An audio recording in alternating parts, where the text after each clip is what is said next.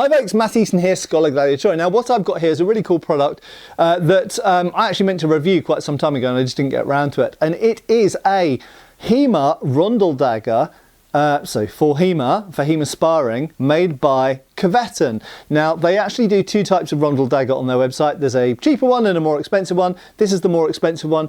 Functionally, I don't think there's really any difference between them, but this is more fancy. This has got decorated rondels on it, and this is quite a bit more expensive. It's quite an expensive product, in fact. Personally, I would say that for training purposes, unless you're particularly drawn to these, I would suggest to get the more basic model. So why is a HEMA dagger different to, let's say, a reenactment dagger? Well, first of all, this isn't designed specifically to look historical, and you will notice the blade is like a little feather. If you don't know what a feather is, I'm sure most of you watching this channel do, but a feather is what you see HEMA longsworders fencing with. They have flexible blades designed to flex in the second half of the blade, usually a safe tip of some type, flared or rolled or whatever, sometimes with an added tip on the end. The feather has a shield, but that's irrelevant here. But fundamentally, they are completely blunt foils. Okay, these are longsword foils, essentially. Completely blunt, completely pointless, so to speak. And this Rondel dagger blade is designed to be like that. Now, it is different, of course, to an actual Rondel dagger. So here I have an actual Rondel dagger, or rather a replica Rondel dagger from Todd Cutler. Great things, okay, great daggers, lovely things to have. And this is what it's a practice version of. Now, clearly a real Rondel dagger is a stiff, thick blade, very thrust-centric. Not to say that they can't cut to some degree. They're really designed, as far as cutting's concerned, mostly for cutting things like the straps on armour and stuff like this. They're certainly not like hacking weapons. They're not even really slashing weapons. They're really just spikes for fighting in armour in the 14th, 15th and 16th centuries, okay, with a kind of hot spot, should we say, in the 15th century. So they are the archetypal knightly fighting dagger, particularly of armoured men, not only knights, of course, men-at-arms, even archers and billmen, but the close-up Panzerstrecker, I think the Germans call it, so armour piercer of the late Middle Ages. And specifically, these aren't necessarily designed to go through plate, although some of you might have seen that famous video I did with Todd himself, who sells these, where I did stab through some steel plate. So you can stab through iron and steel plate in the right circumstances with these, but that's not really optimal. Why do that if you can stab in a slit? So even with, if we just grab some gauntlets for a second, even with something like a gauntlet that appears to be very protective, it of course has insides and gaps in here, in the back and the front and the inside, even in there between the plates where you can go. And any other type of armour, even a visor from a helmet, has slits in which you can insert a blade. So fighting armoured opponents, whether you're armoured or unarmoured, but if your opponent's armoured, there aren't that many ways you can get past their armour, but this is one of them, getting up close and personal, wrestling with them, using your ability to grapple with them or throw them on the ground, and getting this into gaps primarily.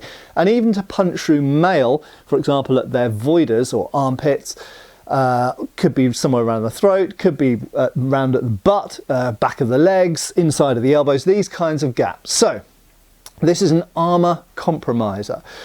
Very tough things, rondels to keep a good secure grip. However, using one of these in a training environment, certainly in sparring, how do you make it safe? Well, the problem is if you just added a blunt end on this. So if you look at reenactment Rondel daggers, usually have completely blunt blades, of course, because you don't need edges on them, but they usually have a flared or just rounded tip on them, which is absolutely fine in a reenactment context, because in a reenactment context, mostly, in most living history anyway, people are using pulled blows and being fairly careful and cautious, and it's just essentially putting on a show to look like combat. You're not actually trying to, certainly not trying to hurt each other or injure each other, but for the most part, you're not even, depending on where you train and who you train with, you're not, for the most part, hitting that hard and stuff like this. And certainly if you're poking a dagger into someone's armpit or anywhere else, it's more symbolically in reenactment. Okay, so Flared ends, rounded ends are absolutely fine, but in a HEMA environment that can be somewhat problematic because we do land hits on each other that have a measure of quality. Therefore, we come about to the need, or do we, for a HEMA Rondel dagger. So it's got a flexi blade here, just like a little feather. This one has a flared tip rather than a roll tip, which is, I think it looks nicer. And I would suggest you are still going to have to use degrees of control. Not, incidentally, because the thing is going to hit with a huge amount of force, but partly because of where you might be sticking it, and partly because of potential failure. Now, I'll come back to that in a second. First of all, where are you going to be sticking it? Well, here's the problem.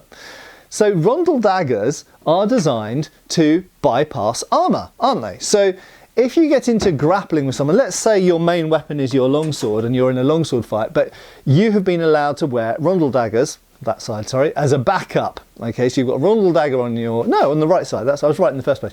So you'd be wearing your sword on your left and your dagger on your right, and you're predominantly fencing with a longsword, but when you get into a clinch, you get into a grapple, and in that scenario, and this is worth mentioning, in that scenario, yes, you're fighting at long range, gioco largo, okay, but you might come into gioco stretto whereby you're up close and you might be half swording. There's certainly things you can do with the sword in close. So you could get into grappling, you could get your arm around someone and be stabbing them, pommeling them, hitting them with the crossguard. You could even get your sword around them to facilitate a throw. All of these sorts of techniques. So there's lots of things you can do up close and personal with a sword, very, very close range. However, in some situations, I would argue in many situations, up close, this is actually the Rondel dagger is going to offer you a better repertoire of techniques and more versatility than the sword is. When you actually think about it big picture, that shouldn't come as a huge surprise. If you and me are at wrestling range and you are wrestling me, this at some point is going to become more of a liability than a help, more of a hindrance than a help. Whereas the dagger, I think as anyone who's ever tried to grapple against somebody who's got a knife or dagger simulator, at close range, these are essentially anti-wrestling devices. So you can be against someone who's really top level jiu-jitsu, BJJ, wrestling, whatever, and if you've got a knife or a dagger simulator, you are going to be poking them a lot or cutting them a lot. So this is really an anti-wrestling device. And in armour, of course, this is also extremely important because you can get angles and you can get into places with a dagger you can't really do with a sword very easily because it's shorter and you're able to get more acute angles and get around behind people or indeed under in ways that you can't with a sword. So, Rondel daggers, super useful when you get in close and get in grappling, either unarmoured or armoured. But here's the thing, if you're doing HEMA, your stabs are going to be wanting to go to certain locations, and certain locations, if you just have a blunted Rondel dagger, are going to be quite painful because those certain locations tend not to be particularly well protected. Even armpits is a classic example. If we look at our HEMA jackets, we generally got more padding on the shoulders and on the forearms, the front of the torso, but you generally have much less padding at the back, usually small at the back, almost nothing, just a couple of layers of fabric. And we don't have an awful lot in the armpits, it has to be said. Now you can wear a plastron underneath and there's various ways you can get around that, but fundamentally, you want something that's going to have some give to it, okay? Particularly when you're stabbing to these locations. And I would argue that goes for a reenactment context as well. And I would actually like to see blades somewhat like this, or more like this anyway, used in reenactment rather than just blunt daggers, okay? So the first thing is, I think you're going to have to use some control because this is a short blade. Despite the fact that it flexes, because it's such a short blade, as you'll notice on my hand here, I actually don't want to stab my hand much harder. I'm trying to think, look, here we go, here's a stool. I demonstrate it with a stool. If I just stab, that's actually putting dents in that wooden stool. Okay, so it hits with a fair amount of force. Because it's a short blade, it doesn't get much time to bend. So even though it is a flexible blade when pushed sideways, when hit end on, it tends not to flex very much. So I think you need to be using an extreme amount of caution and care with these. At that point, I should mention, Firstly, that a lot of clubs and a lot of tournaments would absolutely not allow the wearing of a dagger in a longsword competition because they don't have it written into their rules the capacity to be able to score or measure those parameters whereby people have backup weapons to their longswords. You just have a longsword fight with longswords and that's how it's run.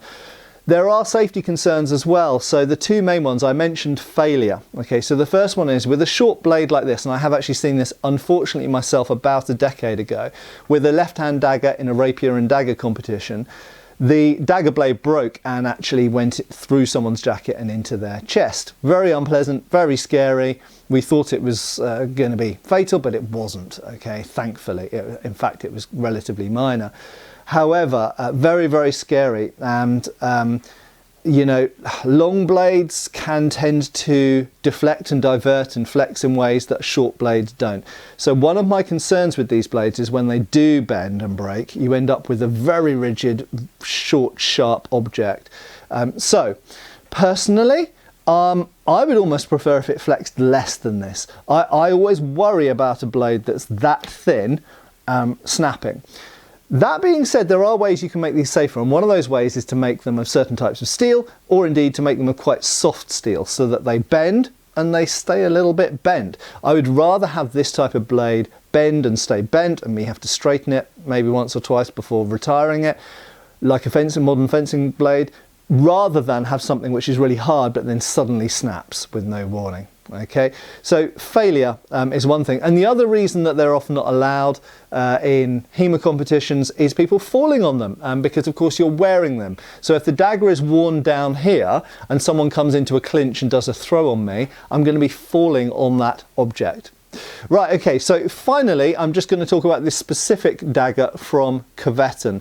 Do I like it? Well, actually, I really like the blade. Personally, I would make it a little bit thicker and a little bit stiffer. I just worry that whilst this is quite nice and flexible, I worry that it's a bit too thin. So personally, I would make the blade very slightly thicker, and I would probably have a beefed up tip on the end. I think that tip is a little bit on the small side.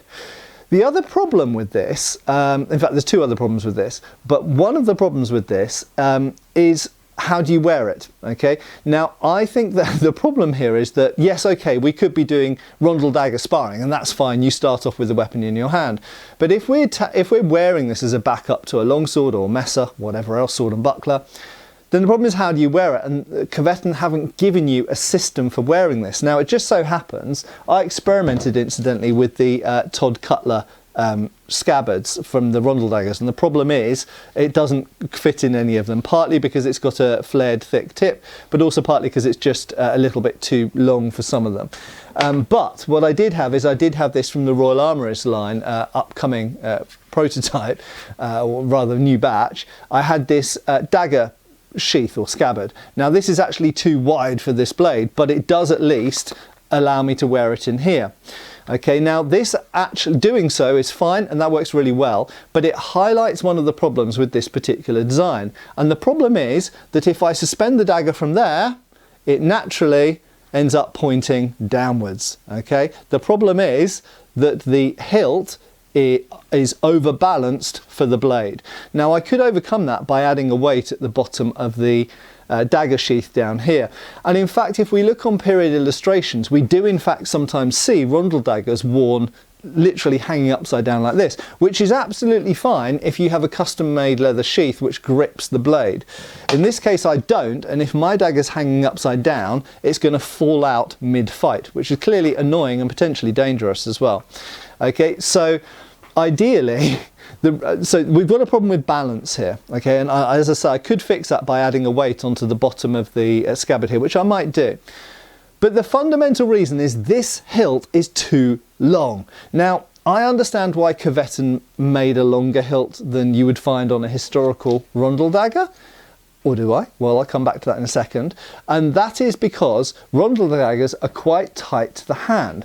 That means if I just take my historical dagger here by Todd Cutler and I take my historical mitten gauntlets. Now mitten gauntlets are wider than fingered gauntlets in general, so these are relatively wide. But even with my mitten gauntlets, I can comfortably hold the Rondel dagger with the relatively short hilt, and actually it forms a nice tight secure grip, and it covers up the hole at the top and the bottom of the gauntlet and makes it more difficult to disarm me. Okay, so this works really, really well. It's a tight grip, it's a small grip because it's supposed to be. Okay, now not to say that all Rondel daggers necessarily have a short grip. Some of them do have longer grips. If we look in the knightly brasses and effigies showing deceased knights, some of them do actually have longer grips on them. However, not really as long as this. This is massively oversized, and the reason Coveton did it like that was to allow a modern HEMA glove, which admittedly is bigger because it's got padding and it's even bigger than my mitten gauntlet there,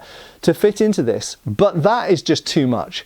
I mean, you could reduce that by about 1 inch or 2 centimeters and it would still be bigger than historically normal, but it wouldn't look so ridiculous. So the problem with this dagger in terms of the proportions to my mind is not only does it create a balance problem because the hilt's so long and therefore that larger disc is so far away from the point of balance that it forces it to hang downwards that way, but in addition it looks really ugly with this especially long grip here, and I think it gives you a false user experience because it's less like the original object. So I would say, even if they'd made the hilt a bit longer than is typical, it shouldn't be that much longer. And as I say, it creates a real problem with this. So my recommendations to Coveton to change this dagger and make it better is, first of all, simple rondels. You don't need the fancy ones, and I know they do a cheaper, simpler model. So simple rondels, good. Okay, the size of the rondels is quite nice. The grip needs to be shortened by about 2–2.5 centimeters, and that would be way better. You don't need to leather cover the grip. I think bare wood would actually look nicer and would be more historically correct. I don't know of any rondel daggers with leather covered grips. The blade I do really like in principle, however I think it should be slightly beefed up, made slightly stiffer so there's less chance of it breaking, because although it has a lot of flex at the moment, when you stab with a blade this short it never gets to flex anyway. So just reducing the amount of flex and having a bigger, sort of blunter knob-like tip on the end would be better. And finally, it should be equipped as standard with a scabbard or sheath with a loop at the back that you can wear, because a lot of people are going to want to wear these, and it's a real nuisance. I mean, I'm lucky because I'm surrounded by bits of scabbards and spares and things like this, but most people aren't. Most people just have one Rondel dagger.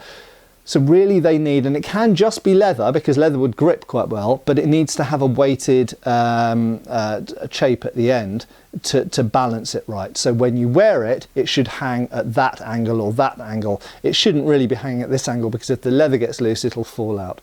So that's my feedback to Coveton and also to anybody else really who's making practice reenactment or HEMA daggers. And I would love to see more of these in the reenactment world as well. In fact, I'm intending to use this in a reenactment context, but I'll probably modify it first. Because I think that we should be seeing more daggers and knives within a reenactment context, but they should be created to be as safe as possible, which HEMA weapons really actually are. Anyway, I hope that's been interesting and useful to watch. I have been Matt Easton, I will continue to be so, and I hope I will see you back on the channel really soon. Cheers folks! Thanks for watching. We've got extra videos on Patreon. Please give our Facebook a like and subscribe if you haven't already. Cheers folks!